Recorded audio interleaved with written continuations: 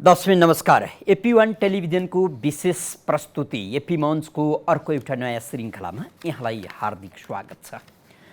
कार्यक्रम एपी मञ्चमा हामीले विशेषतः मुलुकका कुरा गर्छौँ। मुलुक दिन प्रतिदिन बिग्रदो छ।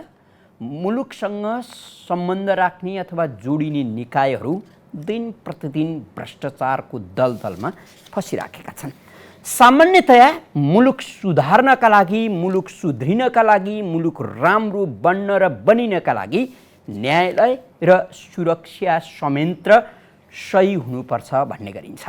तर फेरि पनि हाम्रो दुर्भाग्य भन्नुपर्छ, नेपालमा न्यायालय र सुरक्षा संयन्त्र भ्रष्टाचारको अखाडा हो भन्ने गरिन्छ।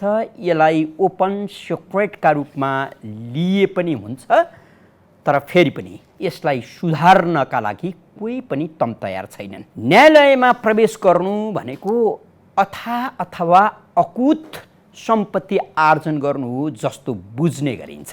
न्यायालयमा जानु भनेको अन्याय गर्नु हो पनि बुझ्ने गरिन्छ। अझ न्यायमूर्ति भनिनेहरूले यो मुलुकमा कति बेइमानी गरेका छन् त्यसको लेखाजोखा गर्न असम्भव जस्तो छ। समयले कुनै दिन लेखाजोखा गर्यो र सत्य तथ्य सार्वजनिक गरिदियो भने न्यायको तराजु बोकेर मुलुकमाथि नौटङ्की गर्दै गरेकाहरूको हकीकत के होला त्यो पनि कल्पना गर्न सकिने स्थिति छैन। केही त्यस्ता राम्रा मान्छेहरू छन्। ती राम्रा मान्छेहरू अनेकन प्रकारले किनाराकृत गरिएको छ अथवा त्यस्ता निकायबाट अपहेलित भएका छन्। एक दुईजना व्यक्तिको आचरण शुद्ध भएर यो मुलुक सुध्रने अवस्था छैन। न्यायालय त झनै छैन। सर्वोच्च अदालतका पूर्व न्यायाधीश प्रकाश ओस्तीको आचरण र प्रकाश ओस्तीले न्यायालयलाई सुधार्नका लागि गरेका प्रयत्न अथवा प्रकाश ओस्तीको इमान्दारिता त्यस क्षेत्रका जानकारहरूलाई थाहा नै छ अथवा जानकार नै छन्। त्यसो त न्यायालयका बारे चासो राख्नेहरूका लागि पनि प्रकाश ओस्ती एउटा सम्मानित र परिचित नाम। फेरि पनि त्यस्ता व्यक्तिहरू मूलधारमा देख्न अलिक कठिन हुन्छ। हुन त मूलधार भनेको के हो यो पनि बहसको विषय बन्न सक्छ। आजको कार्यक्रममा हामीले मुलुकको न्यायालय कस्तो छ, मुलुकको न्यायालयको अनुहार दिन प्रतिदिन किन कालो बनिराखेको छ, न्यायालयमा कालो टीका लगाउनेहरूको रजगज किन पछि झन बढ्दो छ, यी र यस्तै प्रश्नमाथि केन्द्रित रहँदै छलफल गर्दैछौँ। छलफलका लागि सर्वोच्च अदालतका पूर्व न्यायाधीश प्रकाश ओस्तीलाई आमन्त्रण गरेका छौँ। हाम्रो स्टुडियोमा हुनुहुन्छ। ओस्तीज्यू, यहाँलाई एपी1 टेलिभिजनमा हार्दिक स्वागत। धन्यवाद। अब पृष्ठभूमिमा यति कुरा गरिसकेपछि यो मुलुकको न्यायालय, यो मुलुकको न्याय पद्धति र न्याय गर्छौँ दिन्छौँ भनेर त्यो तराजुलाई प्रतीकका रूपमा राखेर त्यसका अगाडि उभिएर प्रतिबद्धता जनाउने अथवा आफ्नो इमान्दारितालाई अझ बढी मुखर पार्न खोज्नेहरूको चरित्र कस्तो छ? आज तपाईले नलुकाई नछिपाई न्यायालयका बारे बताइदिनुहोस् न। अब यहाँले भन्नुभएको पृष्ठभूमि प्रति नि असहमति जनाउने ठाउँ छैन। र पनि एउटा कुरो चाहिँ म चाहिँ के भन्छु भने सबै निकायहरूको सापेक्ष तुलना गरेर हेर्दा अलिकति आश अहिले पनि छ भने नि अदालतबाटै छ। अदालत त्यस्तै गए गुज्रेको ध्वस्त नै भयो, रसातलमै पुग्यो भन्ने कुरो नि म मान्दिनँ। केही छ, सत्तो छ, ढुकढुकी छ। यद्यपि यो साह्रै सन्तोषप्रद विकासको गतितर्फ लम्किरहेछ म त्यो भन्दिनँ।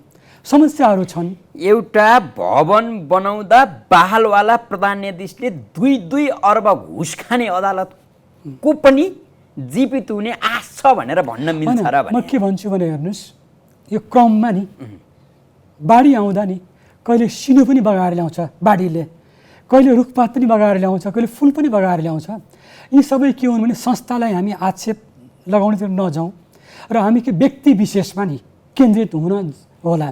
जस्तै अब भवनको कुरा आयो, सुप्रिम कोर्ट बिल्डिङको भवन यहाँले भन्नुभयो होला र पहिला म पनि भनौँ, मैले आफ्नो कुरा गरेर नभन्नुहोस् है, म पनि करिब 3 वर्ष भवन निर्माण समितिमै थिएँ सरसभामा नि।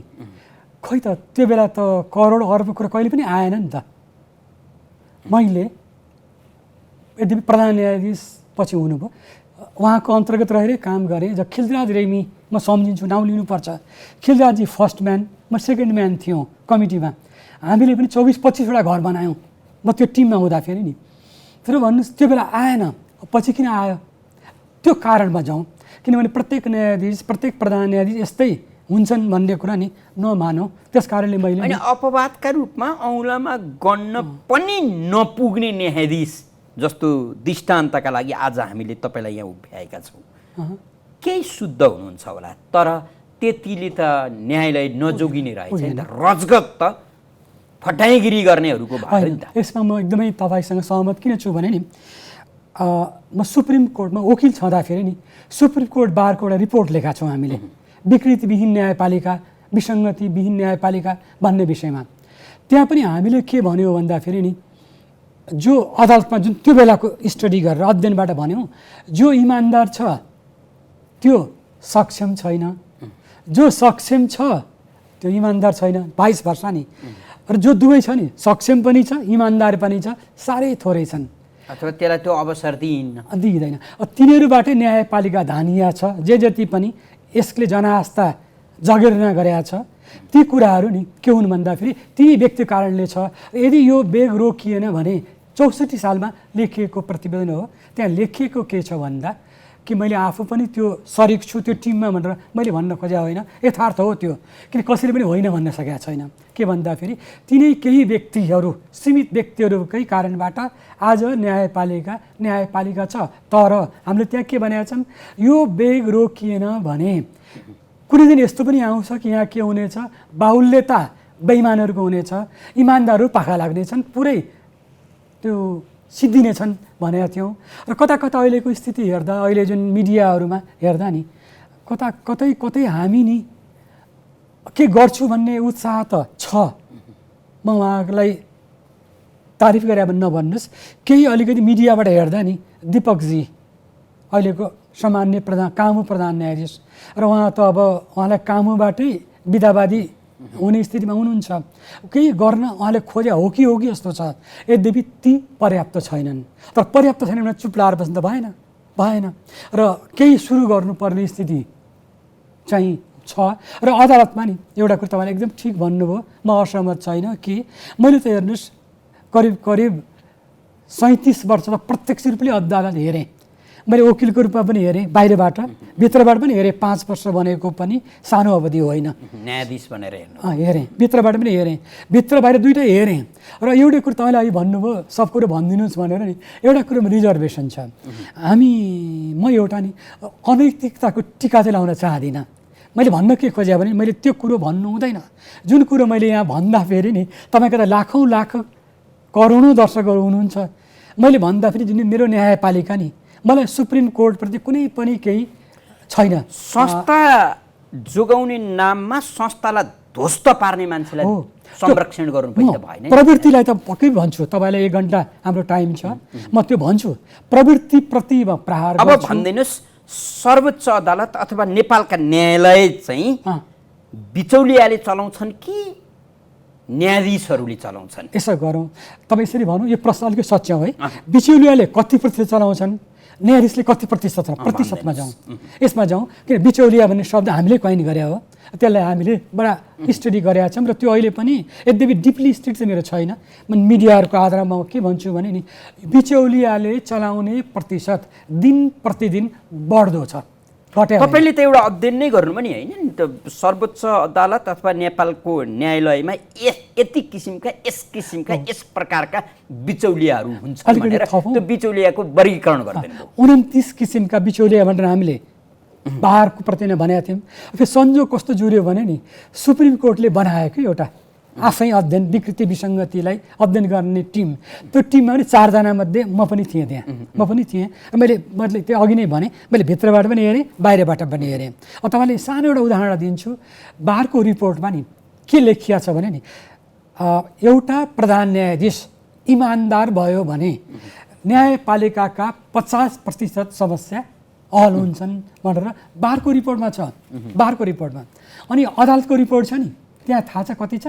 त्यहाँ 60% लेखिया छ। एउटा प्रधान न्यायाधीश ठिक भयो भने अदालतका 60% समस्या हल हुन्छन् भनेर लेखिया छ। यो श्यामप्रसाद श्रेष्ठको नेतृत्वको कमिटी थियो। अनि अहिले हरिकृष्ण कार्कीको कमिटी छ नि, त्यसले त 80 भनिदिएको छ। एउटा प्रधान न्यायाधीश ठिक भयो, इमान्दार भयो भने अहिले अदालतमा देखिएका प्रवृत्तिहरू छन् नि, विकृतिहरू 80% ठिक हुन्छन् भनेर लेखेको छ। भने घट्या रहेछ कि बढ्या रहेछ त? अब तपाईँले नै कानुन पेसा अँगाले पछिको मात्रै कुरा गरौँ, नेपालमा त्यस्तो एउटा प्रधान न्यायाधीश थियो, छ, जसका कारण अदालतका 80% विकृतिहरू रोकिए। अब यसो भन्छु, अब एउटै भन्न त गाह्रो हुन्छ। हेर्नुहोस्, म केही नाउँहरू लिन्छु। एउटा भनेको केही राम्रा मान्छे, एउटा पनि नभेटेला कि भन्ने चिन्ताले मैले एउटा होइन। जस्तै तर म कारण पनि भन्छु। जस्तै म त कानुनी इतिहासको भर्खरै किताब पनि रिलिज गरेँ र मैले भन्दाखेरि नि, अब पहिलो प्रधान न्यायाधीश बहादुर शमशेर, राणाकालको छोडिदिउँ, कुरा छोडिदिउँ। दोस्रो प्रशान्त शमशेर, तेस्रो हरिप्रसाद प्रधान, दार्जिलिङबाटै ल्याइयो उहाँलाई। नेपाली नागरिक पछि हुनुभयो, पहिला हुनुहुन्थेन जुन बेला प्रधान न्यायाधीश हुनुभयो नि। तर हरिप्रसाद प्रधानको बेलामा नि त्यो बेला यस्तै थियो क्या, बेग्लै स्थिति थियो। त्यो बेला के थियो, मान्छेलाई ईश्वरको डर थियो, लोकलाजको डर थियो। सायद त्यस कारणले हुनसक्दछ। र त्यो डरको मात्राले होला जे होला, हरिप्रसाद प्रधानको पहिलो कार्यकाल नि एउटा आदर्शको रूपमा नि अहिले पनि लिनुपर्दछ है, पहिलो कार्यकाल। दोस्रो कार्यकाल उहाँको पहिलो जस्तो सफल भएन। किन भएन भने दोस्रो कार्यकालमा फेरि ल्याइयो उहाँलाई, 18 सालमा फेरि ल्याइएपछि केही नि यस्ता व्यक्तिहरूको हातको उहाँ अलि मलाई नचाह्यो भनौँ न, केही व्यक्तिहरूले, नाम म नलिउँ। र मैले भन्न खोजेँ, उहाँ एउटा हुनुहुन्थ्यो। अर्को एउटा तपाईँलाई भन्छु, एउटा उदाहरण पनि भन्छु। एउटा प्रधान न्यायाधीश हुनुभयो, उहाँको नाम थियो रत्नबहादुर बिष्ट। भएको घटना तपाईँलाई भन्छु। हेर्नुहोस्, रत्नबहादुर बिष्टको प्रधान न्यायाधीश भएको बेलामा नि के थियो भन्दाखेरि राजाबाट, दरबारबाट नि यो मुद्दा दोहोऱ्याइदिनु, इन्साफ जाँच गरिदिनु भनेर आउँथ्यो। अब आएपछि भयो कि एउटा मुद्दा जो राजा महेन्द्रको आफ्नै ससुराको थियो, हरिशमशेरको, त्यो दोहोऱ्याइदिनु भनेर आयो। प्रधान न्यायाधीशको हुनुहुन्थ्यो रत्नबहादुर बिष्ट। रत्नबहादुर बिष्ट हुनुहुन्थ्यो। अनि के भयो भन्दा उहाँको श्रीमतीले के भन्नुभयो, हेर तिमी मूर्ख छौ, राजाले दोहोऱ्याइदिएको राजाको ससुराको मुद्दा के निर्णय गर्नुपर्छ बुझ है, होइन भने नि तिम्रो जागिर चट। रेडियोले त बोलिदिए पुग्थ्यो कि त्यो फलानाको राजीनामा स्वीकृत गरिबक्स्यो भने सिद्धिन्थ्यो, राजीनामा दिनु पनि पर्दैन थियो, त्यो बेला थियो। अनि जो रत्नबहादुर बिष्टलाई उहाँको श्रीमतीले वार्न गर्नुभयो। उहाँले चेतावनी दिँदाखेरि रोबरमा अर्को एउटा व्यक्ति पनि हुनुहुन्थ्यो जसले लेखेको लेख न्याय भन्ने पत्रिकामा प्रकाशित छ। नाम भन्छु, आरडी प्रभास चटौत, लेखक पनि हो उहाँ, डडेलधुराकै हो उहाँले लेख्नुभएको कुरा म तपाईँलाई भन्दैछु। उहाँ के थियो भने प्रधान न्यायाधीशको क्वार्टर थियो अरे घट्टेकुलामा, मैले देखिनँ, मलाई थाहा छैन। त्यसको बगलमा रत्नबहादुर बिष्टको निजी घर थियो अरे, त्यहाँ निजी घर उहाँ भाडामा बस्नुहुन्थ्यो अरे, चटौतजी लेख्नु भएको छ उहाँले। श्रीमती त्यो भन्नुभयो र अनि अदालत आउनुभयो, मुद्दा सुन्नुभयो, निर्णय गर्नुभयो। अनि के गर्नुभयो, घर फर्किनु भयो। अनि उहाँको श्रीमतीले सोध्नु, के गर्यौ हरिशमशेर जज साहबको मुद्दा भन्दा उहाँले के भन्नुभयो भन्दा कि मैले न्याय, कानुन, प्रमाण तोड्न सकिनँ, मैले हरिशमशेरलाई मुद्दा हराएँ। अनि श्रीमती रिसले आगो हुनुभयो, ल तिम्रो जागिर गयो तिम्रो जागिर भन्नुभयो। त्यो सुन्ने व्यक्ति त्यहीँ हुनुहुन्छ जस्तो मैले नाउँ लिएँ अघि, गयो भन्ने होइन, जागिर त गयो। अब अनि उहाँले सुत्नुभयो राति। अनि नभन्दै भोलिपल्ट बिहान त दरबारबाट फोन आयो उहाँलाई, फोन आएपछि रत्नबहादुर बिष्ट जानुभयो। र सबैले कल्पना के गरे, चटौतजीले पनि अब त सर छ नि, अब क्वार्टर त हराउनु हुन्छ, सोध्नु उहाँले। र अब गयो जागिर भन्ने श्रीमतीहरू सबै थिए, दरबार गएपछि रत्नबहादुर बिष्ट दरबारबाट जब आउनुभयो नि, साह्रै उहाँ पनि डराइ जानुभयो। जागिर गयो जागिर। अनि जानुभयो, फर्केर आउँदा प्रफुल्ल हुनुहुन्थ्यो। कारण के रहेछ थाहा छ? राजा महेन्द्रले के भने रत्नबहादुर बिष्टलाई, रत्नबहादुर तिमीले मेरो इज्जत जोगाइदियो, बढाइदियो अझ। देश विदेशमा पनि नेपालमा यस्ता पनि प्रधान न्यायाधीश छन्, यस्ता पनि न्यायाधीश छन् जसले राजाको ससुरालाई मुद्दा हराउँछन्, प्रपर्टी केस थियो हराउँछन् भनेर भनियो र भनेपछि चिया खाइयो। चिया खुवाएर पठाउनु भयो भनेपछि र उहाँ भनौँ रत्नबहादुर बिष्टले यो कुरो आफ्नो श्रीमतीलाई आरडी प्रवासलाई सुनाउनु भयो। यो कुरो न्याय अङ्क 19 लेखिएकै छ। त्यस्ता न्यायाधीश पनि त रहेछन् नि त, रहेछन् नि त, छैनन् नभनौँ। अब तपाईँलाई अर्को पनि भन्छु, त्यस्ता न्यायाधीश पनि रहेछन्। यता ललिता निवास प्रकरण हेर्ने न्यायाधीश पनि छन्, सबै छन्। यो त समुद्र हो, न्यायपालिका समुद्र हो। हेर्नुहोस्, नदी हो, यहाँ अहिले बाढी आइरहेछ, बाढीमा अब सिनो पनि छन्, ऊ पनि छन्। अहिले त तपाईँलाई अझ भनौँ, तपाईँको कुरालाई म अलिकति थप्छु। म के भन्छु भन्दैन, अहिले नि बनाउने होइन कि बिगार्ने, कसले कति प्रतिशत बिगार्यो भन्ने नि प्रतिस्पर्धा छ। प्रधान न्यायाधीश र न्यायाधीशलाई सिधै घुसको प्रस्ताव गरिन्छ, अथवा प्रधान न्यायाधीश र न्यायाधीश नै घुस मागी बस्छन् पनि भन्ने गरिन्छ। त्यो चाहिँ कति यथार्थ हो? तपाईँले बडा गाह्रो प्रश्न सोध्नुभयो, तर तपाईँलाई म इमान्दारीपूर्वक नि एक रत्ती बेइमानी नगरिकन नाउ त भन्दिनँ, तर प्रवृत्ति भन्छु। किन अघि नै मैले भने प्रवृत्ति मैले भनिदिनुपर्छ, किनभने यो त लाखौँ लाख व्यक्तिले हेरिरहेको प्रोग्राम हो, हेरिरहनुहुन्छ। र सुन्नुहोस्, यहाँ के हुन्छ भने न्यायाधीशको नि केही न्यायाधीश यस्ता हुन्छन् जो सिधै नि माग्छन्, पैसै माग्छन्। उदाहरण दिन्छु तपाईँलाई म, एउटा उदाहरण मात्रै। म सहित करिब 9-10 जना न्यायाधीश छौँ हामी। यो कुरा मैले न्यायिक कार्य होइन, मैले भन्नुपर्छ, किनभने भन्न हुन्छ। यो मलाई नैतिकताले पनि, मेरो शपथ ग्रहणले पनि यो अनुमति दिन्छ। त्यहाँ के भनियो भन्दाखेरि, हेर्नुहोस्, म कति महिलावादी, अमुक व्यक्तिले, त्यो बेला पुनः अदालत थियो, न्यायाधीशमा नि एउटा मेरो भाइ, एउटा मेरो भान्जी, दुईवटा लग्दी भन्नुभयो कसैले, नेता, ठुलो नेताले। थाहा छ म कति महिलावादी? मैले महिलालाई ल्याएँ भन्नु हो उहाँले, सबैको अगाडि, म पनि छु त्यहाँ, हामीसँग अगाडि। भन्नुहोस् न यो नि। अनि त्यसपछि एउटा होटलमा के सुनियो भन्दाखेरि, उहाँ कहाँ गइयो, गाई बस्तुलाई चारा चाहिँदैन भन्दाखेरि नि, श्रीमानले 35,000 रुपियाँ छ, यो लिनुहोस्, 50 त पुऱ्याउ भन्दा नि 15 फेरि थप्छु भनेर भनिएको कुरा पनि सुनियो। चिया खाने होटलमा नि, चिया खाँदाको गफ मैले भन्न खोजेँ नि। भने यसरी सिधै लिने पनि छन्, हातहाती नै। कोही के हुन्छन्, धेरै के छन्, फोन गरेर लिने पनि छन्, आफै असुल गर्न जाने पनि छन्। ती व्यक्ति एजेन्ट राखेका पनि अब त्यो भन्छु, धेरै एजेन्टबाट, धेरै एजेन्सीबाट चल्छ। एजेन्सी बिचौलिया जसलाई भनिन्छ नि, बिचौलियाबाट नै यो चल्दछ।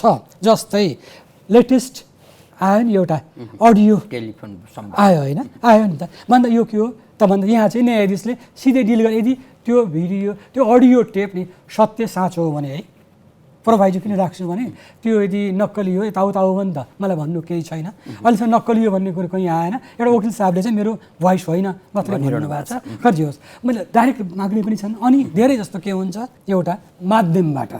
र अनि फेरि देखिन्छ यो, फेरि तपाईँहरू नदेख्नु होला, तपाईँहरू भन्नाले पत्रकारहरूले नि, हामी त के हुन्छ, सर्पको खुट्टा सर्पले देख्छ भने जस्तै नि हामी त अनुभूति गर्छन्। उसले यसो किन गर्यो भनेर नि, उसलाई यत्रो प्याट्रोनाइज किन, उसलाई हरेक कुरो 7 खत 12 खत सब माफ किन, होइन किन भन्दा नि ती कुरोहरू हामी बुझ्छौँ त्यो।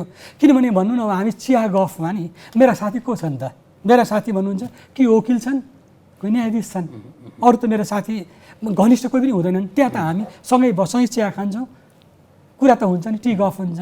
कहिलेकाहीँ मनको भाव कोसँग पोख्ने, साथीसँग पोख्ने, टेलिफोनै मार्फत चाहिँ, मोबाइलबाट होइन है, ल्यान्डलाइनबाट, किन मोबाइलबाट पनि रेकर्ड हुँदो रहेछ। जस्तो नि यहाँले कानुनको विषय प्राध्यापन पनि गर्नुभयो, अब वकालत पेसामा 32 वर्ष बिताउनु भयो, आफ्नो जीवन अब न्यायका क्षेत्रमा समर्पण गरिरहनु भएको छ हैन? यो पढाइ, सिद्धान्त, आदर्श र नेपालको न्याय सम्पादनको व्यवहारमा कति समन्वयन हुँदो रहेछ कि आदर्श एकातिर पढ्ने, एकातिर सिद्धान्त, एकातिर व्यवहार अर्कोतिर हुँदो रहेछ कि? अब तपाईँले बडा मेरो घाँटी नै समाउनु भयो हेर्नुहोस्। मैले 21 वर्ष पढाएँ र संयोग के छ भने नि, यद्यपि म चेलाहरू भन्दिनँ के, म के भन्छु भन्दाखेरि उहाँ नेपाल ल क्याम्पसको विद्यार्थी हुँदा त्यहाँ म शिक्षक थिएँ भन्छु। म मेरो शब्द नि, म त्यहाँ शिक्षक थिएँ, मेरो विद्यार्थी भन्दिनँ, गुरु थिइनँ होइन। गुरु भन्दा नि के भने उहाँले मलाई गुरु सर भनेर भनिदिनु भयो भनेन, म सर मानेन, सर नमाने त म सर होइन नि। अब तपाईँको भन्छु कस्तो छ भन्दाखेरि कि अहिले पनि यो गुरु पूर्णिमा हुन्छ नि, गुरु पूर्णिमाको दिन फोन गर्ने सर्वोच्चको न्यायाधीश पनि हुनुहुन्छ। उच्चको त छोडिदिउँ, होइन, जे होस् नै। म तपाईँलाई के भन्छु भन्दा नि, यहाँ नि हामीले जुन पढायौँ नि त्यहाँ एउटा के भने पढाउने भन्ने कुरो मलाई पनि जसले पढाउनु भयो, मेरा पनि गुरुहरू पक्कै पनि हुनुहुन्छ, त्यहाँ पढाइन्छ एउटा आदर्श मात्रै पढाइन्छ। आदर्श नि, तपाईँलाई एउटा मान्छे यसरी बन्छौ बाबु नानी, होइन, बहिनी भाइ जे भनौँ, यो नैतिकताको सीमा यो हो, न्यायिक नैतिकता यो हो, तिमी असल बन भनेर मेरा गुरुले मलाई त्यो पढाए, मैले पनि त्यही पढाएँ। न्यायको तराजु समाएर न्यायको तराजुले साक्षी राखेर भ्रष्टाचार गर्न सजिलो हुन्छ, भ्रष्टाचार गर भनेर त पढाइँदैन। तर हेर्नुहोस् अब अहिले के छ, जब त्यहाँबाट निस्किन्छ नि, वातावरण कस्तो छ भन्दाखेरि नि, वातावरणले भन्छु म, सबैको यो स्थितिले के गर्छ भन्दा नि, ऊ भ्रष्ट हुन बाध्य हुन्छ। म दोष उसलाई दिन्न। जस्तै भनौँ न, तपाईँहरू सँगसँगै छौँ, तपाईँ ओक्लात सुरु गर्नुभयो, 3 महिनापछि मोटरसाइकल चढ्नुभयो, 6 महिनापछि मोटर लिनुभयो, कारमा हिँड्नुहुन्छ। म पैदल हिँड्छु लुरु भनेपछि नि मलाई के भन्छ समाजले, निकम्मा, काम नलाग्ने, खत्तम भन्छ नि। समाजलाई दोष दिने कि त्यो आफ्नो साथीले चाँडो गाडी चढ्नेलाई दोष दिने कि मुलुकको कानुन व्यवस्थालाई दोष दिने त? अब हेर्नुहोस्, त्यसको लागि के हुन्छ, होइन म नैतिक बानै भन्छु, म कुनै पनि कुरासँग सम्झौता गर्दिनँ भन्न तपाईँ सक्नुहुन्छ, पाइन्छ त्यो।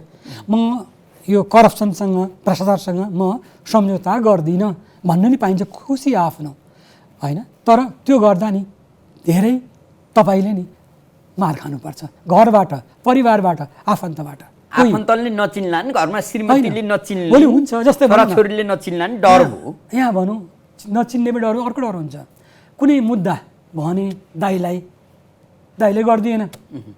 उयो रत्नबहादुर बिष्टवाला छ नि, जे सबुत प्रमाणले जे देख्यो त्यही गऱ्यो भने चाहिँ त्यो भाइ होला, त्यो बहिनी होला, त्यो भान्जी होला, त्यो भान्जी होला, चिडिन्छ।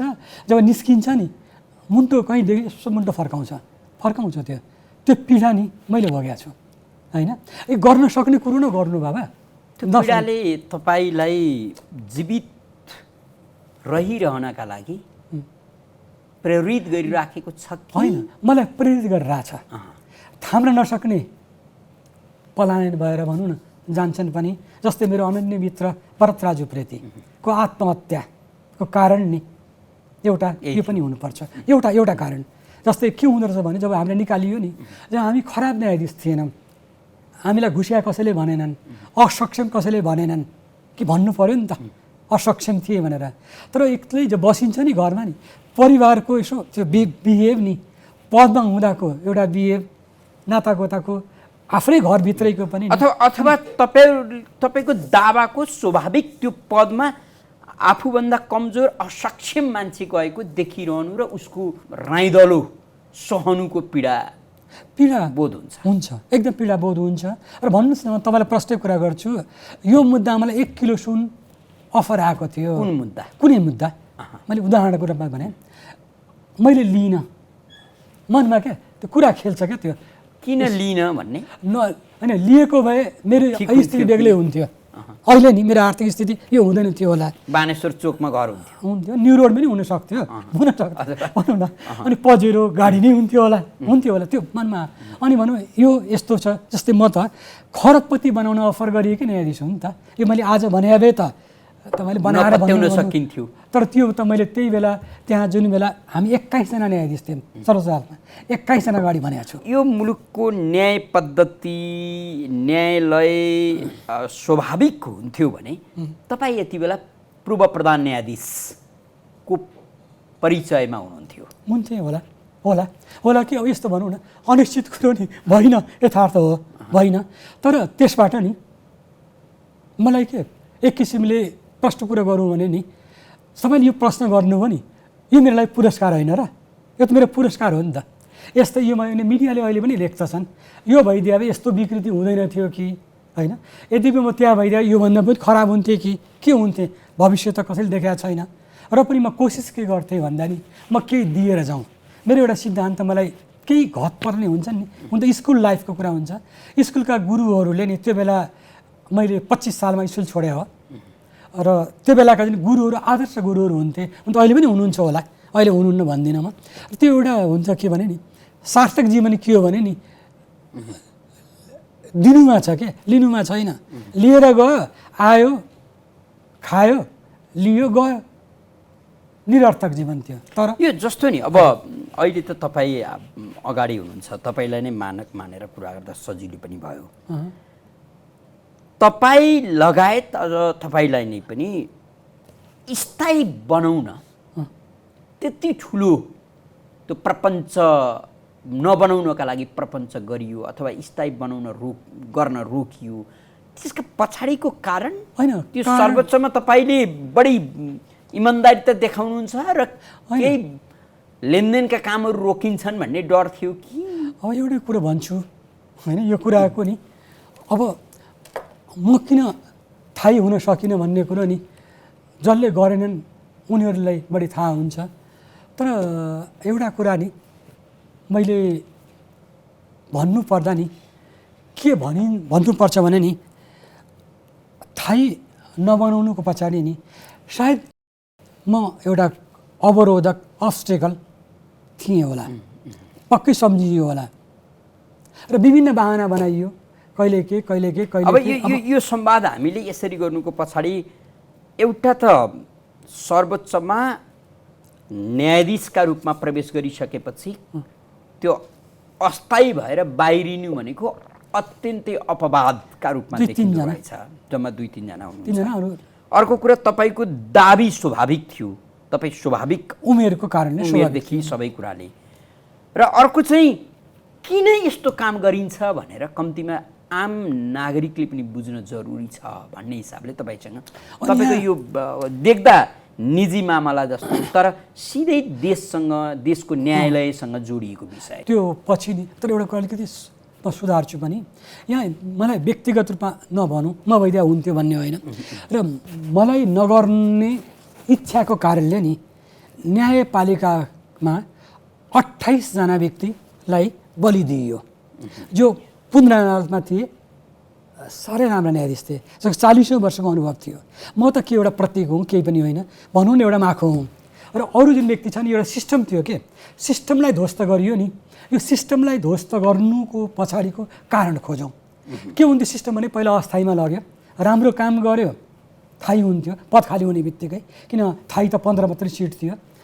जबकि म यस्तो मूर्ख भन्नुहुन्छ के भन्नुहुन्छ, मलाई सोधियो, प्रधान न्यायाधीशबाटै सोधियो, मलाई न्यायको पहिलो थाहै हुने विषयमा के विचार छ भनियो, मलाई नि सोधियो। त्यो बेला प्रधान न्यायाधीश हुनुहुन्थ्यो अनुपराज शर्मा, त्यसपछि दोस्रो व्यक्ति हुनुहुन्थ्यो रामप्रसाद श्रेष्ठ। सोध्नुभयो उहाँहरूले, सोद्धा फेरि श्रीमानसँग त मैले फेरि मानव अधिकार आयोगमा 6 वर्ष सही काम गरेँ, मैले टाउको हल्लायो हुन्थ्यो, केही पनि गर्नु पर्दैन थियो। मैले के भने म रोल नम्बर 16 थिएँ, 15 सिट छ नि त, 15औं नम्बर सुशीला कार्की अन्तिममा नि, त्यसपछि मेरो रोल। अनि मैले भने आज पनि रामप्रसाद श्रेष्ठ हुनुहुन्छ, कसैले सोध्न सक्छ, मैले भने श्रीमान सिस्टम नबिगारौँ, यो न्यायपालिका हो, सिस्टमबाटै चलोस् भने भन्नुहोस्। अनि उहाँले भन्नु होस् नि श्रीमान, तपाईँलाई फेरि फाल्देला नि, ठिकै छ श्रीमान, फुटपाथबाट आएको थिएँ, फुटपाथमै जान्छु भने उहाँलाई अहिले पनि सम्झिनुहुन्छ उहाँ भन्दा मैले के भने, म त वकिलबाट आएको थिएँ, वकिलमै हुँला भन्ने, वकिल त यदि हुन पाइँदैन संविधानले, र पनि बाहिर जान्छु भने। र मैले टाउको हल्लाएर हुन्थेँ, र पछि त अनुप श्रीमानसँग सोधेँ पनि, किन मलाई त्यहाँ गरायो भने एक्जाम त हटाउनु पर्थ्यो नि, जो क्रमवाला नि, कसलाई हटाउनुहुन्थ्यो पहिला भन्नु भएन, पछि साह्रै 6 वर्षसँगै काम गरियो, एक किसिमले 24 घन्टासँगै बसियो नि त मानव अधिकार आयोगमा त, त्यसपछि उहाँले पनि भन्नुभयो यसलाई हटाउँथ्यौँ भनेर, कुनै व्यक्ति थियो।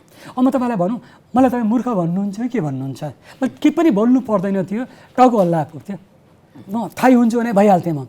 र भने अब मैले के यसरी सिस्टमलाई ध्वस्त गरिएला भन्नेको सोचिनँ, किनभने म राम्रो काम गर्छु, इमान्दारीपूर्वक काम गर्छु, राम्रो मेरो आफ्नो रोल क्रममा आउँदा म स्वाभाविक हुन्छु भनेर मेरो दाबी रह्यो। तर मैले के नेपाल चिन्न सकिनँ। मैले न्याय पक्षका साथीहरूले अब यो चाहिँ तपाईँको व्यक्तिगत कुरा मात्रै रहेन, सिङ्गो देशको न्याय पद्धति र न्याय पद्धति माथिको बेइमानीको कुरा हो। अर्को कुरा भन्छु, यसको आडमा नि यो सिम्बल मात्रै हो, यो ठुलो कुरै होइन। किन 3 करोड नेपाली मात्रै एकजनाले पाउँछ प्रधान न्यायाधीश एक टाइममा नि, होइन? 3 करोड नेपाली भने जस्तो थुप्रै यद्यपि कानुन क्षेत्रका त्यो योग्यता पुग्याउनु पर्ला। मैले त्यो अवसर पाइनँ भने पाइनँ, ठिकै छ, केही पनि। अब एउटा कुरा प्रणालीलाई नि त्यो बेला चाहिँ म भन्छु 24 जनालाई वञ्चित गरियो र आज त्यो 24 जना अटोमेटिकली आएको भए नि, जुन तपाईँले नाम लिनु पनि भयो है, र हामी नाम लिन्छौँ, ती व्यक्तिहरू सर्वोच्च टेक्दैन थिए। किनभने उसमा नि धेरै व्यक्ति केही टेक्थे होला, तर अहिले जो मान्छेहरू त्यहाँ सर्वोच्चमा हालिमाली गरेका थिए उनीहरूले टेक्ने अवसर पाउने थिएनन्, योग्यता थिएन। अनि 63 मा रिटायर भइहाल्छ त्यहाँ त, होइन? योग्यता जसले स्वाभाविक रूपमा क्षमताका आधारमा सर्वोच्चमा जानु पर्थ्यो उनीहरूलाई बाटैबाट पठाइयो। त्यो के प्रणाली दोष व्यक्तिलाई दिन्न, म कसैलाई दिन्न, म दोष दिन्छु प्रणालीलाई। प्रणाली ध्वस्त गर्न नि पाइन्छ, नपाइने होइन, तर त्योभन्दा राम्रो प्रणाली नि त्यो बेलाको प्रधान न्यायाधीशको तपाईँले यहाँले नाम लिन चाहनुहुन्न, होइन? त्यो प्रणाली नै नलिने के भयो र प्रणाली होइन, ऊ पनि एउटा प्रणालीकै कम्पोनेन्ट हो। त प्रणालीलाई बिगार्न नि उहाँको भूमिका होला, इतिहासले समीक्षा गर्ला। उहाँ त बडा भगवानवादी, भगवानले मैले अघि नाम लिँदा रोक्न खोज्नु होइन, उहाँ चाहिँ एकदम जहिले भगवानकै नाम लिनुहुन्छ, धेरै चर्चा नगरौँ। अब यहाँले केही समय अगाडि एउटा कुरा के सार्वजनिक गर्नुभयो भने सर्वोच्चका प्रधान न्यायाधीशको सहमति बिना सर्वोच्चमा पात पनि हल्लिन सक्दैन, हावाले पनि सोध्छ भने जस्तै हो नि त, होइन? प्रशासनिक कुरा भने प्रशासनिक पनि न्याय सम्पादन पनि जोडिन्छ। अब के हुन्छ, जोडिन्छ तपाईँलाई भनेको सर्वोच्चलाई राम्रो बनाउने र ध्वस्त पार्ने हात प्रधान न्यायाधीश। किन अहिले त हरिकृष्ण कार्की मेरो मित्र पनि हुनुहुन्छ, उहाँकै रिपोर्ट जसले अब अहिले आज सायद कामु प्रधान न्यायाधीश उहाँ नै हुनुहुन्छ, उहाँको रिपोर्टमै आइसक्यो नि 80% बिचौलिया, मतलब 80% चाहिँ खराबीको मात्रा नि त्यति छ भन्ने त उहाँकै आइसक्यो। अब सुधार्न उहाँले के गर्नुहुन्छ, कसरी सहयोग लिनुहुन्छ, कसको त्यो आफ्नो ठाउँमा छ भनि नै सक्नु उहाँले। अब यो न्यायालयका श्रीमानका बारेमा त बोल्न ठ्याक्कै पाइन्न, क्यारे पाइँदैन। अब हरिकृष्ण कार्की श्रीमानको रिपोर्टले 80% बिचौलियालाई रोक्ने हो, त्यो बिचौलियालाई रोक्न सक्ने हो भने 80% विकृति अन्त्य हुन्छ भन्नुभएको छ। यस्तो छ, मतलब एउटा प्रधान न्यायाधीश इमान्दार भयो भने 80% विकृति हट्छ। अब उहाँ कति इमान्दार हुनु होला, उहाँको व्यक्तिगत कुरा गर्न हामीले नमिल्ला फेरि, होइन? यस्तो छ, कामको कुरा गर्न मिल्छ कि? यस्तो गरौँ, उहाँ प्रति नि आशा गरौँ, विश्वास गरौँ र आशा गरौँ, विश्वास पनि गरौँ, विश्वास गरौँ। किन भर नपरौँ, होइन? उहाँलाई यति मात्रै भन्छु, नेपाल ल क्याम्पसदेखि नै म उहाँलाई राम्रोसँग चिन्दछु र यो नेपाल बारको 48-51 को 16औं कार्य समिति म भर पर्दिनँ भन्दाखेरि कानुनले अपराधिता ठान्दैन नि, होइन? कसैलाई भर नपर्ने हक छ, होइन? हामी जस्ता भुक्तभोगी नागरिकले पत्रकारले यो विशद रूप सहन, हेर्न, बेहोर्न हामी अभिशप्त बनेका छौँ। त्यो होला, तर मेरो कुरो के हो भने म एउटा कुरो नि, म अदालतलाई, न्यायपालिकालाई नि मलाई मातृवत संस्था सम्झन्छु। मेरो बाबुआमापछि कोही छ भने नि त्यो न्यायपालिका नै छ। त्यसैको प्राङ्गणमा मैले खाएँ, खेलेँ, हुर्केँ, होइन? न्यायपालिकाप्रतिको तपाईँको मेरो माया र फेरि म यस्तो कुरो बोल्न चाहदिनँ र भनौँ यस्तो कुरो कुनै व्यक्त गर्नै चाहदिनँ जसले गर्दा नि त्यसलाई आक्षेप लागोस्, कुनै एउटा नि शङ्काको ठाउँ रहोस्। म हरिकृष्ण कार्की, फेरि हामीले त एउटै टिममा काम पनि गऱ्यौँ नेपाल बारमा, म महासचिव, उहाँ सदस्य हो र भन्दाखेरि नि उहाँप्रति नि उहाँलाई एउटा भनिन्छ नि, उहाँका कामहरू हेरौँ न। यो रिपोर्ट पनि भनौँ, उहाँले जुन रिपोर्ट दिनुभयो नि त्यो उहाँ अध्यक्ष हुनुहुन्थ्यो, यद्यपि त्यसपछि मैले भनेको छु त्यो एउटा छल्न छ नि, एउटा त्यही रञ्जन कोइरालाको मुद्दाबाट जुन विद्रोह उठ्यो नि त्यसलाई छेक्नको लागि गठन गरिएको थियो। तर त्यो दुर्घटना के भयो उहाँको नजरमा है, फेरि त्यो गठन गर्नेको नजरमा दृष्टिकोणले गर्दाखेरि त्यहाँ नेपाल बारको प्रतिनिधित्व राखियो पपुलर हुनको लागि, महान्यायाधिवक्ता सबै राखियो, त्यो सार्वजनिक भयो, गोप्य रहेन। र त्यो उहाँले जुन दिनुभयो नि, तर एउटा कुरा म भन्छु, यदि हरिकृष्ण कार्की जीको सहमति नभएको भए नि त्यो रिपोर्ट आउँदैन थियो, चेन्ज हुन्थ्यो, के हुन्थ्यो जे हुन्थ्यो। उहाँको त अध्यक्षको भूमिका त केही न केही भइहाल्छ। उहाँले त्यो रिपोर्ट ल्याउने हिम्मत गर्नुभयो भने उहाँले त यो त थाहा छ नि, उहाँ त प्रधान न्यायाधीश हुन जानुभयो त्यहाँ, र प्रधान न्यायाधीश भएपछि मैले ती सबै समस्या कसरी समाधान गर्ने, बोल्न नसकेका कुरा नि कतिपय होलान्, उहाँको मनमा होलान्, पेटमा होलान्, त्यो होइन दिमागमा होलान्, र मैले गर्नुपर्छ, गरिनँ भने नि म पनि यो पङ्गुहरूको लिस्ट छ नि, मेरो पनि नाम ती जोडिन्छ भन्ने पनि त होला नि। त्यो च्यालेन्ज त त्यति नबुझ्ने उहाँ हुनुहुन्न, पक्कै पनि विद्वान हुनुहुन्छ, न्यायकर्मी हुनुहुन्छ उहाँले। त्यस कारणले नि म उहाँलाई नि उहाँले यदि केही गर्दैन गरी त म पनि भनिहाल्दिनँ, र पनि उहाँले गर्नुहोला भन्ने कुरा उहाँलाई विश्वास पनि गरौँ, आश पनि गरौँ। अब यो विशेष गरी बेला बखतमा न्यायालय शुद्धिकरणका बारे अब न्यायालयले नै अनेकन अघि यहाँले पनि चर्चा गरिदिनु भयो, अनेकन प्रतिवेदनहरू ल्याउने के गर्ने गरिन्छ, तर ती प्रतिवेदनलाई कार्यान्वयन गर्ने भन्दा पनि लुकाउने, छिपाउने, सार्वजनिक नगर्ने जुन प्रवृत्ति छ नि, यो चाहिँ के होला? होइन, यो गलत हो। हेर्नुहोस्, एकदमै जस्तै भनौँ न, एउटा कमिटीमा पनि थिएँ, तपाईँलाई रमाइलो कुरा सुनाउँछु, पहिलोपटकै होला, यो रामप्रसाद श्रेष्ठको कमिटी थियो नि होइन, त्यो कमिटी रिपोर्ट दिएपछि के भयो भने अनुप्रास शर्मा प्रधान न्यायाधीश हुनुहुन्थ्यो, उहाँको अन्तिम दिन थियो, पदावधि सिद्धिने नि, म त बगलमै थिएँ। विधावादीको क्रममा नि पत्रकारहरूले सोध्नुभयो, मलाई थाहा छ कुन पत्रकार भनेर, अनि सम्माननीयज्यू त्यो रिपोर्ट के हुन्छ भनेर सोधियो। उहाँले के भन्नुभयो, ती बोलाएर जो न्यायाधीश हुनुहुन्छ ल यो सार्वजनिक गर्नु भनेर, अनि उहाँ अक्मकिनु भयो, किनभने उहाँ त अब 1 घन्टा 2 घन्टा पछि त हिँडिहाल्नुहुन्छ, प्रधानले रहनुहुन्न नि त, अर्को आउँछ, ऊ त कर्मचारी नै हो। अनि होइन एउटा त्यो कहाँ त्यसै, अनि मैले बिचमा जान्ने भएर बोलेँ है सबैको अगाडि, यसो गर्नु न, टिप्पणी उठाउनु पर्यो, त्यसै गर्न मिल्छ? सम्माननीयज्यूले त निर्णयमा सदर लेख्नु पऱ्यो नि त, भने तुरुन्तै त्यहीँ ल गर्नुहोस् भन्नुभयो, टिप्पणी उठ्यो, सदर भयो। त्यो रिपोर्ट वेबसाइटमा बस्यो, कति घन्टा थाहा छ? 18 घन्टा। त्यसपछि गायब भयो। अनि तर किन गायब भयो मलाई थाहा छैन। त्यो सोधेँ, खै त्यो भन्दा नि मैले गएर हेरेँ नि, देखिनँ। अनि किन भन्दा नि अनि यहाँ विभिन्न कुरोहरू भयो, हटाइयो भनियो, हट्यो, छैन अहिले त्यो। तर के गर्यो, त्यो 18 घन्टाको बिचमा नि एउटा कानुन भन्ने पत्रिकाले छापा रहेछ त्यो सारसञ्चय पनि, अहिले मेरो किताबमा त्यो हालिदिएको छु। मैले भन्न खोजेँ नि, यो लुकाउनुको पछाडि नि आफ्नो कमीको नदेखियोस् भन्ने कि होइन, एउटा तपाईँ यो कार्पेट तल धुलो छ भने नि अब कार्पेट झिकेर धुलो सफा गर्ने कि त्यसपछि अर्को कार्पेट तपाईँ लुकाउने? अस्तिजी अब यहाँले अघि केही राम्रा प्रधान न्यायाधीशको चर्चा गरिदिनु भयो होइन, केही व्यक्तिको दृष्टान्त स्वरूप नाम पनि लिइदिनु भयो। यो न्यायालयमा यो ढङ्गको विकृति निम्त्याउने काम कहिलेबाट, कसका पालादेखि, त्यस्तो केही अध्ययन भएको छ? केही यहाँले नै पनि अध्ययन गर्नु? होइन, अध्ययन के छ भने नि, अब यहाँ नाम नल्याउँ, उहाँहरू दिवंगत भएर गइ पनि सक्नुभयो, र अलिअलि जुन छ नि प्रवेश गर्यो नि, अघि राम्रा कुरामा एकजनाको नाम मैले भन्नै पर्छ। पोखरा राजा वीरेन्द्रको क्षेत्रीय भ्रमणमा कुनै वकिललाई यिनलाई हुकुम प्रमाण के भयो भने त्यो बेला नि क्षेत्रीय अदालतको न्यायाधीश बनाइदिनु भन्ने प्रमाङ्गी भयो। 2040 वीरेन्द्रको पोखरा पश्चिमाञ्चल भ्रमणको क्रममा प्रधान न्यायाधीश हुनुहुन्थ्यो को धनेन्द्र बहादुर सिंह। उहाँले भन्नुभयो सरकार यो गर्दा स्थिति बिग्रिन्छ, प्रणाली बिग्रिन्छ, गर्दिनँ भन्नुभयो। यी चाहिँ राम्रा प्रधान न्यायाधीश। हजुर, अर्को भनौँ अनिरुद्ध प्रसाद सिंह, अलि पहिले 13 सालपछि उहाँलाई ल्याइएको थियो। राजा महेन्द्रले के भने, यो पनि लेखिएकै कुर्तालाई भन्छु, यो छ नि सर्वोच्च अदालत नि जनतालाई धेरै दुःख भयो, सर्वोच्च अदालत फोड्ने के पूर्व पश्चिम मध्ये राख्नु पर्यो भन्नुभयो। हुकुम त्यस्तो हुकुम भयो। अनि उहाँले भन्नु सरकार यसो गर्नुहुन्न। राजा महेन्द्र रिसाए, र रिसाउँदा फेरि यो कान रातो हुन्थ्यो अरे। जो अगाडि हुनुहुन्थ्यो नि उहाँ त बितिसक्नुभयो, त्यो बेला कानुन सचिव हुनुहुन्थ्यो कृष्णप्रसाद घिमिरे, उहाँले सुनाएको र उहाँको एउटा पाण्डुलिपि किताबमा लेखिया पनि छ कुरा। मलाई लेख्नु पनि भयो। तपाईँले भने त फेरि म त श्रोता मात्रै भएँ भन्दा होइन म लेख्छु भन्नुभयो। त्यहाँ राजा महेन्द्रले मैले भन्दा पनि नहुने भनेर रिसाए, कान राता पार्नु हो।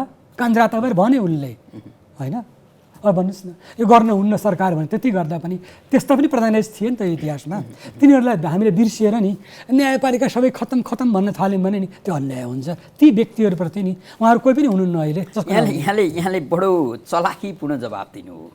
छन् त्यस्ता पनि। मैले विकृति निम्त्याउने भित्र्याउने प्रधान न्यायाधीशको चर्चा गर्दिनु होइन, भनेको यी छ। तपाईँले के भनिदिनु राम्राको चर्चा गरेर नराम्राहरू पनि छन् छन् होइन, नराम्रो धेरै होलान्। नराम्रो नभइदिए त आजको दिन तपाईँले देख्नै पर्दैन थियो नि। जस्तै म अर्को कोड गर्छु होइन, धेरै यो बेलादेखि न्यायपालिकामा भ्रष्टाचारले मुख गर्यो, शूर्पणाको मुख खुल्यो भन्ने नि भन्नु। अब अलिकति चर्चा अलिकति इतर विषय जस्तो लाग्ने तर यहाँसँग ठ्याक्कै जोडिन्छ। भन्नु यहाँ चाहिँ अख्तियार दुरुपयोग अनुसन्धान आयोगको कानुनी सल्लाहकारका रूपमा होइन त्यहाँ काम गर्नुभयो। 6 वर्ष काम गरे। 6 वर्ष काम गर्नुभयो। यहाँले त्यहाँ गइसकेपछि यहाँ आफैले अख्तियारलाई त्योभन्दा पहिला हराउँदै आउनु भएको थियो विभिन्न मुद्दामा, प्रतिवादी होइन। त्यहाँ गइसकेपछि तपाईँकै पालामा केही मुलुक थर्काइराखेका व्यक्तिहरूलाई भ्रष्टाचारको अभियोगमा कटघरामा उभ्याउनु भयो। त्यो अलिकति सुनौ, त्यसपछि मलाई जिज्ञासा लाग्यो। तपाईँको हरेक कुराको उत्तर दिन्छु। कतिपय अलिक परोक्ष रूपले घुमाएर पनि मैले भन्न किन पर्छ भने मैले भने नि मेरो आचार संहिता र नैतिकताले मलाई रोक्छ। र यो तपाईँले भन्नुभयो नि देश जोगाउनका लागि नैतिकतालाई अलिकति खुम्चाइदिनु होला। होइन, तर मैले भने यो कुरो नि मलाई के लाग्छ भने नि अलिकति नि सङ्केत गरेँ किन यो देश जोगाउने प्रमुख हात पत्रकारिताकै हो अहिले, र अरू पनि होलान्, र अरूमा त्यति मलाई विश्वास छैन। त्यो नि पत्रकारिता पनि त्यति धेरै नगर्नु होला। होइन, यहाँ पनि देखाएको छु, विकृति पनि देखाएको छु। र पनि नि अब यहाँनिर तपाईँले जुन सोध्नु भयो नि, पहिलो कुरो नि अख्तियारको श्रेय नि जस मलाई बिल्कुलै नदिउँ, त्यो सूर्यनाथ उपाध्याय पनि नामै लिन्छु उहाँलाई। र त्यो टिम भन्छु अझ, सूर्यनाथ उपाध्यायको टिमको सानो कम्पोनेन्ट म थिएँ, कानुनी सल्लाहकार। त्यो प्रतिवेदनहरू तयार हुन्थ्यो नि, त्यो प्रतिवेदनहरू ठिक छ कि छैन बाट जाँच्ने, र त्यो पनि डिफेन्स लयरको आँखाबाट नि। किन प्रत्येक मुद्दा अख्तियारले हारि नै रहेको हुन्थ्यो। अब दुईवटा कुरा तपाईँलाई भन्छु है, आज मुद्दामा तपाईँ बहस गरिरहनु एकता कता भनौँ न। पहिला यो विशेष अदालत गठन हुनुभन्दा पहिला नि के थियो भन्दा त्यो पुनरायण अदालतमा मुद्दा दर्ता हुन्थ्यो, भ्रष्टाचार मुद्दा। 17 सालको ऐन थियो, त्यो अन्तर्गत त्यहाँ 8वटा मुद्दा दर्ता रहेछन्। 7वटा मुद्दाको डिफेन्स लयर त मै थिएँ।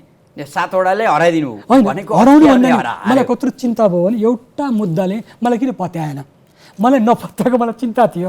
सायद यो कुरो नै कारण जे होस् नि, उहाँले चाहिँ मलाई त्यहाँ सल्लाहकार बस भन्नुभयो। मैले भने यो राष्ट्रको काम हो। जब पैसा चाहिँ फेरि यता बढी हुन्छ है, प्रतिवादी वकिल हुँदाखेरि वकिललाई फाइदा हुन्छ। मैले भने फाइदा म हेर्दिनँ भने। अन्त अख्तियारको विषयमा कुरा गर्दा नि म दुईवटा कुरा भन्छु। जहिले पनि हेर्नुहोस्, म एउटा कुरो नि म आफूलाई नि कुन रूपमा म आफूलाई बुझेको छु भने नि मैले आफूलाई पढ्दा म भ्रष्टाचार र भ्रष्टाचारीबाट पराजित व्यक्ति हुँ। सायद भ्रष्टाचारप्रति नि मैले अलि मोह माया राखेँ भए नि म तपाईँलाई भन्नु प्रधान होइन, तपाईँ मलाई सम्मानले भन्नुहुन्थ्यो अहिले होइन, अथवा जे भन्नुहोस् न। म अहिले तपाईँ आउँथेँ होला, आउँदैन थियो होला, आउनु त म पक्कै आउँथेँ, किन म वकिलै हुँ, वकिल उठाउँ। अनि अर्को कुरा भन्छु है, एउटा कुरा के भन्दाखेरि दुईवटा अख्तियारको विषय कुरा गर्दा नि, अनि एउटा मान्छे के हुन्छन्, यो अदालतसँग जोडिन्छ है, अदालतसँग पनि। नेपालको भ्रष्टाचारलाई न्यूनीकरण गर्न अख्तियार अदालतको त सम्बन्ध नङ मासुको जस्तो। अर्को कुरा भन्छु, के भन्छु भने एउटा हेर्नुहोस्, म त भ्रष्टाचारबाट हारेको व्यक्ति, हारेको हुँदा नि एउटा कुरो म के भन्छु भन्दा नि न्यायाधीशहरू पनि र अख्तियारकै आयुक्तहरू पनि दुई किसिमका हुन्छन्। एउटा भ्रष्टाचारप्रति वैरभाव राख्ने, अर्को मित्रभाव राख्ने। जस्तै हेर्नुहोस् न, विशेष अदालत होइन, एउटा टिम हुँदाखेरि बटाबट मुद्दा हारिरहेको हुन्छ, कसले? प्रतिवादीले। अर्को टिम आउँछ, बटाबट जित्छ प्रतिवादीले। यो के हो त? तपाईँलाई प्रश्न कुरा गर्छु म, किन म न्यायाधीश पनि हुँ, प्रोसिक्युटर पनि हुँ, डिफेन्स लयर पनि हुँ। म भन्छु भ्रष्टाचारमा नि प्रत्यक्ष प्रमाण हुँदैन। अब यहाँको अलिकति मलाई लागेको जस्तो जब तपाईँ अख्तियारमा पुग्नुभयो त्यसपछि अख्तियारले मुद्दा भटाभट जित्यो। त्यो पनि बडो अघि पनि चर्चा गरेँ, खुमबहादुर खड्का लगायत। अब त्यति बेला सूर्यनाथ उपाध्यायलाई काङ्ग्रेसकै पालामा, काङ्ग्रेसकै सिफारिसमा, काङ्ग्रेसकै नेताहरूको जोडबलले लगियो। तर फेरि पनि काङ्ग्रेसको आडमा भ्रष्टाचार गरेकालाई अब कठघरामा उभ्याउने काम उहाँकै पहलमा भयो। त्यस बेला तपाईँ सल्लाहकार हुनुहुन्थ्यो, कानुनी सल्लाहकार। त्योभन्दा अगाडि तपाईँले अघि पनि भन्नुभयो 7 वटा मुद्दा दायर भए, 8 वटा भए, 7 वटामा तपाईँले प्रतिवादी वकिलका रूपमा काम गर्नुभयो, त्यसलाई जिताउनु भयो अथवा त्यसलाई के भन्छ त्यो जे होस् जितेको त्यही होइन। एकजनामा नजितेकोमा तपाईँ आफैलाई संशय होइन, त्यसले वकिलले राखेन, तपाईँलाई संशय पैदा भइरहेछ। यो भनेको तपाईँले अत्यार जानुभन्दा अगाडि पनि यो भ्रष्टाचारका मुद्दालाई हराउन किन चाहनु भएन? होइन, केले रोक्यो? त्यो के थियो भन्नुहुन्छ भने नि, पहिलेको मेरो फेज थियो, म वकिल थिएँ, पेसेवार थिएँ, मेरो पेसा थियो, मेरो दाल भात तरकारी थियो भनौँ न छोटकरीमा, होइन। मैले त्यो थिएँ। जब त्यहाँ गएँ त्यसपछि मैले जब त्यहाँबाट निस्केपछि पनि मैले कुनै पनि मुद्दा नि प्रतिवादीबाट लिइनँ। सूर्यनारायण उपाध्यायको कार्यकाल सकेपछि मैले छोडिदिएँ। प्रतिवादीलाई न्याय दिने नदिने न्यायाधीशको काम पनि होला। तर न्यायाधीशपछि के भयो, मैले धेरै मुद्दा हेर्न पाइनँ। सर्वोच्च जाँदाखेरि नि प्रायः तिनै मुद्दाहरू त्यहाँ आइपुगेँ। म कुनै न कुनै रूपले त्यो मुद्दामा नि इन्भल्भ थिएँ, कतिमा थिइनँ पनि। नभए नि मान्छेले शङ्का गर्छ नि, मलाई त विश्वास गर्दैन नि, यो त अख्तियारमा थियो भनेर भनेपछि त्यो पिरियड 6 वर्षको पिरियडमा जति दर्ता भए विशेष अदालतमा ती मुद्दा मैले कुनै पनि हेरिनँ। अब हामी कार्यक्रमको अन्त्यतिर पनि छौँ। पछिल्ला अब केही वर्षका कुरा गरौँ, जस्तो 1 दशकै भन्ने पनि हुन्छ। प्रधान न्यायाधीश सुशीला कार्की विरुद्ध महाअभियोग प्रस्ताव आयो र यसपछि चोलेन्द्र शमशेरका विरुद्ध पनि आयो। अब प्रधान न्यायाधीशका विरुद्ध महाअभियोग प्रस्ताव आउनु मुलुकको न्यायालय ठिक छैन भनेर बुझ्ने होला सामान्य भाषामा। तर यी दुईटा घटना नेपालको न्याय सम्पादन अथवा न्यायालयको सन्दर्भमा कसरी जोडिन्छन्, कसरी हेरिएला, कसरी यसले अस्तित्व कायम गर्ला? यदि महाअभियोग त पहिला पनि आएको थियो केही व्यक्तिहरूको विरुद्ध, त्यो छोडिदिउँ। अहिले प्रतीकात्मकमा यी दुईवटै केस पछिल्ला यी बढी राजनीतिसँग गिजोलिएका विषय भएका कारण पनि दुबईको पृष्ठभूमि मलाई प्रश्न भन्नुहुन्छ भने, किनभने यो न्यायिक कार्य होइन, म एउटा स्वतन्त्र अध्ययनकर्ताको भन्नुपर्दा दुबई मुद्दासँग गाँसिएका छन्। मुद्दासँग हजुर, जस्तै भनौँ सुशीला कार्कीको विरुद्धमा जुन आयो त्यो आइजिपी काण्डवाला मुद्दा थियो र मुद्दा जिताउने हटाउने सामान्य कुरा हो। त्यो त्यसले नि न्यायाधीशलाई शङ्का गर्न पाइँदैन। दोस्रो आयो, दोस्रो चाहिँ मुद्दै मात्र होइन है, एउटा त मुद्दो हो होइन, मुद्दा पनि डिफेन्समा उहाँको प्रतिरक्षाको लागि चाहिँ मुद्दो प्रयोग भयो। उहाँका त म लामो कुरो नगरौँ, यति मात्रमा के भनौँ भने नि यो सबै उहाँको लागि मात्रै होइन है, एउटा लाज भन्ने कुरा हुन्छ। तपाईँ हामी लुगा लगाइरहेछौँ होइन, लाज परित्याग गरिदिनुहोस् त। सबै लुगाभित्र हामी सबै नाङ्गै छौँ नि, होइन र? लाजै रह्यो। कपडा खोल्नुन्जेल लाज लाग्ने हो, खोलेर कपडा सबै खोलिसकेपछि लाज भन्ने शब्दै रहँदैन। अब लाजै नमानेपछि देउता मान्दिनँ, पितृ मान्दिनँ, मेरो पैसै सबै कुरो। बाउ पनि तुमैव माताश्च पिता तुमैव भनेर हामीले पढ्थ्यौँ नि स्कुलमा।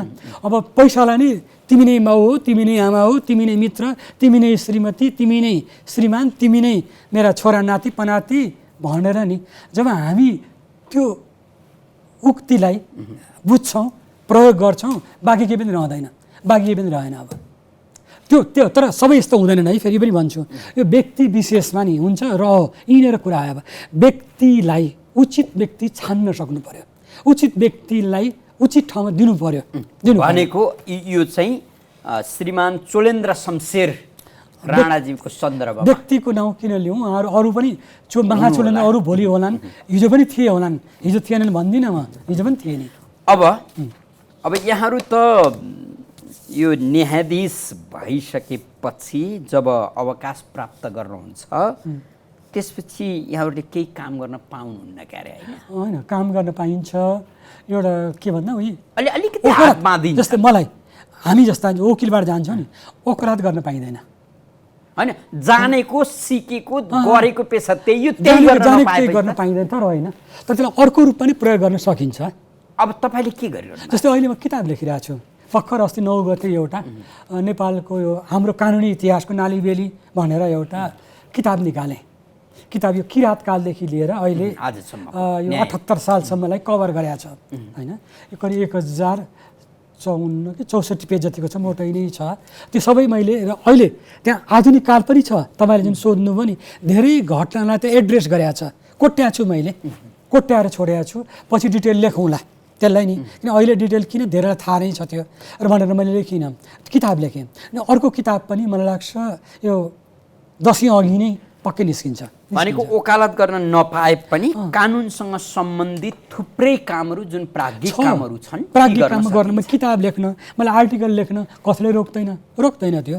यद्यपि भनौँ न, अब त्यसले नि किताब लेखेर यहाँ घर चल्ला, गाडी चढाउला, घर बनाउला, त्यो होइन। अब हामी ठ्याक्कै अन्तिममा हजुर यो नेपाली समाजमा एक खालको उक्ति यस्तो आहान, न्याय नपाए गोर्खा जानु भन्ने अहिले पनि, अझ पहिला त खुब चलन थियो। अब गोर्खा को गए त्यो बेग्लै कुरा भयो होइन।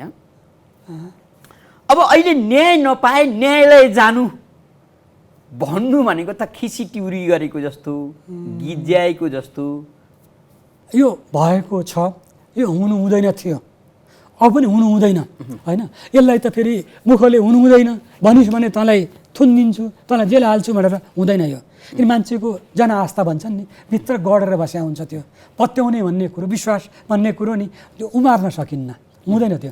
त्यसले गर्दा नि एउटा नि अहिले कहाँबाट बिग्रियो, अहिले पनि तपाईँले मलाई भन्नुभयो, फ्याट्ट भन्न गाह्रो हुन्छ यो। र त्यसलाई अध्ययन गरौँ न, अध्ययन गरेपछि भने हुन्छ निष्कर्षको रूपमा नि। त्यसलाई एउटा अध्ययन तपाईँको अध्ययनले त्यो अहिले भन्न मिल्दैन होइन। यही व्यक्तिबाट नेपालको न्याय पद्धति ध्वस्त हुँदैछ। यस्तो छ, फेरि मेरो व्यक्तिगत अध्ययनले महत्त्व राख्दैन त्यो। मेरो त एउटै पहिलेदेखि भनिआएको छु, फेरि पनि भन्छु, दोहोऱ्याउँछु पनि म। एउटा के गरौँ भने नि, सबैले एउटा ओनरसिप लिने खालको नि, स्वामित्व लिने खालको नि। जस्तै हरिकृष्ण कार्कीको रिपोर्ट किन यति बढी पपुलर भयो त? रिपोर्ट त दुईवटा त हामी पनि म सहित लेख्यौँ नि त। तर हाम्रो यो किन भयो भन्दा नि, यहाँ बार पनि छ, एटर्नी जनरल पनि छ, कर्मचारी पनि छन्, सबैको ओनरसिप छ यसमा। त्यस्तै अब हेर्नुहोस्, अहिलेको न्यायपालिकाको लागि नि यो यसमा बेग्लै एउटा कार्यक्रम बनाउनु भए म फेरि पनि आउँला, एकदम उपयोग देख्नुभयो भने है। र के छ भने नि, संविधानलाई नचलाइकन नि न्यायपालिका सुध्रिँदैन। संविधानै संशोधन गर्नुपर्छ। नेपालको न्यायालयमा विकृति भित्रिनुको पछाडि संविधानको पनि हात छ। मूल कारण, मूल हात त्यसैको छ, मूल हात संविधानबाटै बिग्रिएको। हजुर, संविधानबाटै बिग्रियो। न्याय परिषद भन्नुहोस्, कस्तो छ न्याय परिषद? त्यहाँ नि 5 जना मध्ये नि 3 जना त राजनीतिक अनुहार छन्। जस्तै तपाईँ भन्नु होला, को भन्नु होला, प्रधानमन्त्रीले आफ्नो प्रतिनिधि नियुक्त गर्छन्। अब हेर्नुहोस् संविधान नि, पहिला को हुनुहुन्थ्यो प्रधानमन्त्री? खड्गे ओली होइन, उहाँले आफ्नो मान्छे राख्नुभयो, आफ्नै मान्छे राख्नुभयो होइन। किनभने यहाँ राम्रा मान्छे त होइन, हाम्रा मान्छे लाने नै हो, जसले पनि सिस्टम त्यहाँ त बिग्रेकै छ, लानुभयो। उहाँ हट्नुभयो प्रधानमन्त्री, तर त्यो व्यक्ति हट्दैन, रहिरहन्छ त्यो। पहिला पनि यस्तो भएको थियो, फेरि यो नयाँ कुरो होइन, होइन पहिला पनि थियो। मोतीकाजी स्थापित चाहिँ गिरिजाबाबुले राख्नुभयो, उहाँ गएपछि रहि नै रहनुभयो। संविधान कस्तो रहेछ नम्बर 1। दोस्रो, कानुन मन्त्री, त्यो त प्रधानमन्त्रीले नरुचाएको व्यक्ति हुँदैन। तेस्रो व्यक्तिको बारको प्रतिनिधि, बार पनि भनौँ न, हुन त बार मैले पनि चलाएँ, 3 वर्ष नचलाएको होइन। त्यो बेला मैले भने नभन्नु होला, यति बढी नि थिएन, राजनीति थिएन। अब यहाँले राजनीतिक शब्द ल्याइदिइहाल्नु भयो। यो न्यायालयमा राजनीति भित्रिएको कि राजनीतिमा न्यायालय छिरेको? यो तेल पानी यो यस्तो छ, यसको दोष चाहिँ राजनीतिलाई दिन्न, म न्यायपालिकालाई दिन्छु। जस्तै उदाहरण एउटा दिन्छु, जस्तै भन्नुभयो कानुन मन्त्रीले भन्नुभयो न्याय परिषदमा, यो व्यक्तिलाई सर्वोच्चको न्यायाधीश बनाउनै पर्छ, मलाई प्रधानमन्त्रीले भनेर पठाउनु भएको छ, यो नभई हुँदैन, सही नगर भन्नुभएको छ। भन्नुभयो कसले? कानुन मन्त्रीले। अनि प्रधानले के भन्नुभयो? यो गर्न हुन्न, विभिन्न कारण के भन्नु आज मिल्दैन, नगरौँ, गर्दा थिति बिग्रिन्छ। तर पनि उहाँको योग्यता त पुगेको छ है, संविधानमा लेखेको मिनिमम योग्यता पुगेको छ। अनि त्यसपछि नगरी हुँदैन भने मेरो पनि एउटा मान्छे, ल भइगयो, तपाईँको एउटा मान्छे, मेरो एउटा मान्छे भन्दा पनि 2टा मान्छे घुसियो त्यहाँ। यो कुरो रोक्न कसले सक्थ्यो? प्रधान न्यायाधीशले। किन रोक्नु भएन? उहाँले एउटा मान्छे लिनुभयो, मक्क पर्नुभयो। अनि एउटा अर्ती भनौँ, अर्को पनि प्रधान न्यायाधीश थिए, म नाउँ पनि लिन्छु है, त्यो नाउँ लिन्छु, यो कल्याण श्रेष्ठको बेलामा उहाँको, किन पब्लिकली आएको हुनाले है, मसँग कुरा भएको होइन, यो आधार मैले भने होइन, मन्त्रीले कुनै व्यक्तिलाई नलै यसलाई त नलै हुन्न, मलाई फलानाजीले फलाना दाइले भन्नुभयो उहाँले भन्नुभयो हुँदैन भन्नुभयो, सक्नु पर्यो नि त्यो त, गड चाहियो नि त। अनि थाहा छ उहाँले कान्तिपुरमा छापिएको हजुर प्रकाश सुस्तीज्यू, यहाँसँगको यो संवाद निकै लामो हुनसक्छ। विशेष गरी नेपालको न्यायालयका विकृतिका अनेकन रूप रङ र शैलीहरू यहाँलाई थाहा छ। कति कुरा भन्न नमिल्ने भएर भन्नु भएन होला, कति कुरा अमूर्त ढङ्गबाट भनिदिनु भयो होला, देशका लागि मिल्नेसम्म मूर्त ढङ्गबाट भनिदिनु होला। आज पनि केही कुरा सङ्केत गरिदिनु भएको छ। यहाँले हामीलाई आफ्नो विशेष समय उपलब्ध गराइदिनु भयो, यहाँलाई धेरै धेरै धन्यवाद दिन्छु। यहाँलाई पनि धन्यवाद। अनि जाँदा एउटा कुरो भन्छु है, यो अध्ययन नि यो एउटा व्यक्तिले गरेर हुँदैन। अनि एउटा सबैले अनरसिप, संविधान संशोधन कसले गर्छ? पार्लियामेन्टले, 2/3 होइन, संसदले पनि अनरसिप लिनुपर्छ। र ती सबैको अनरसिप लिने गरिकन त्यो मोडालिटीमा नि एउटा आयोग बनाऊ, अध्ययन समिति भन्नुहोस्, अध्ययन दल जेसुकै भन्नुहोस्, त्यो बनाऊ र हेरौँ। यदि न्यायपालिकाप्रति माया गर्नुहुन्छ तपाईँ भने उहाँहरूलाई भन्छु म, यो नेताहरूलाई सम्बोधन हो, यो गरौँ। होइन भने नि न्यायपालिका त गयो, न्यायपालिका गयो भने के लोकतन्त्र बच्ला? के गणतन्त्र बच्ला? के गणतन्त्र बच्ला? बस्दैन। के शान्ति सुरक्षा बच्ला? अहिले हेर्नुहोस् त, चारैतिर नि रुल अफ ल छैन, हुल अफ ल छ। हुलले भन्यो भने भयो, त्यस्तो पनि कहीँ हुन्छ? धन्यवाद हजुर। दर्शकवृन्द, हामीले मुलुकको न्यायालयको अनुहारलाई एक किसिमले चित्रमा प्रस्तुत गर्ने प्रयास अनि प्रयत्न गऱ्यौँ। यो चित्र प्रस्तुत गर्नका लागि हामीले सर्वोच्च अदालतका पूर्व न्यायाधीश प्रकाश उस्ती, जो पृष्ठवक्ताका रूपमा परिचित हुनुहुन्छ, उहाँलाई आमन्त्रण गरेका थियौँ र उहाँसँगको संवाद आजका लागि यही टुङ्गेको छ। कार्यक्रम हेरेर साथ दिनुहुने तमाम दर्शकवृन्दलाई धेरै धेरै धन्यवाद दिँदै कार्यक्रमबाट बिदा हुन्छौँ। जय नागरिक।